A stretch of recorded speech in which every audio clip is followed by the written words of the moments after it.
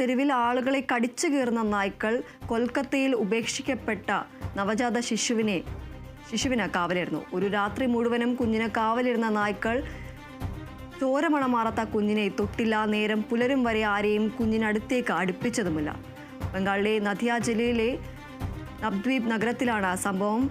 Railway ജീവനക്കാരുടെ കോളനിയിലാണ് പ്രസവിച്ച് മണിക്കൂറുകൾ മാത്രം പ്രായമുള്ള കുഞ്ഞിനെ ആരോ ഉപേക്ഷിച്ചു പോയത്. പുലർച്ചെ കുഞ്ഞിന്റെ കരച്ചിൽ കേട്ടാണ് പരിസരവാസിയായ ശുക്ല മണ്ഡൽ എത്തിയത്. ഇയാൾ എത്തിയതോടെ നായ്ക്കൾ കാവലുപേക്ഷിച്ച് പിൻവാങ്ങുകയായിരുന്നു. കുഞ്ഞിനെ കൃഷ്ണനഗറിലെ ആശുപത്രിയിൽ പ്രവേശിപ്പിച്ചു. കുഞ്ഞിനെ ഉപേക്ഷിച്ചവർക്കായി പോലീസ് അന്വേഷണം ആരംഭിച്ചിരിക്കുകയാണ്.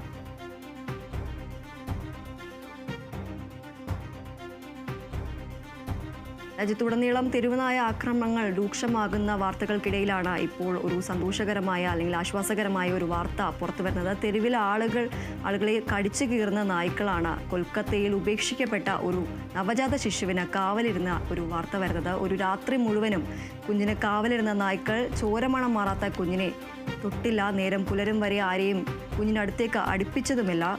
ബംഗാളിലെ നദിയ ജില്ലയിലാണ് നവദ്വീപ് നഗരത്തിലാണ് ഈ ഒരു സംഭവം ഉണ്ടായിരിക്കുന്നത്. റെയിൽവേ ജീവനക്കാരുടെ കോളനിയിലാണ് പ്രസവിച്ച് മണിക്കൂറുകൾ മാത്രം പ്രായമുള്ള കുഞ്ഞിനെ ആരോ ഉപേക്ഷിച്ചു പോയത്. പുലർച്ചെ കുഞ്ഞിന്റെ കരച്ചിൽ കേട്ടാണ് പരിസരവാസിയായ ശുക്ല മണ്ഡൽ എത്തിയത്. അയാൾ എത്തിയതോടെയാണ് നായ്ക്കൾ കാവലുപേക്ഷിച്ച് പിൻവാങ്ങുന്ന ഒരു സാഹചര്യമുണ്ടായത്.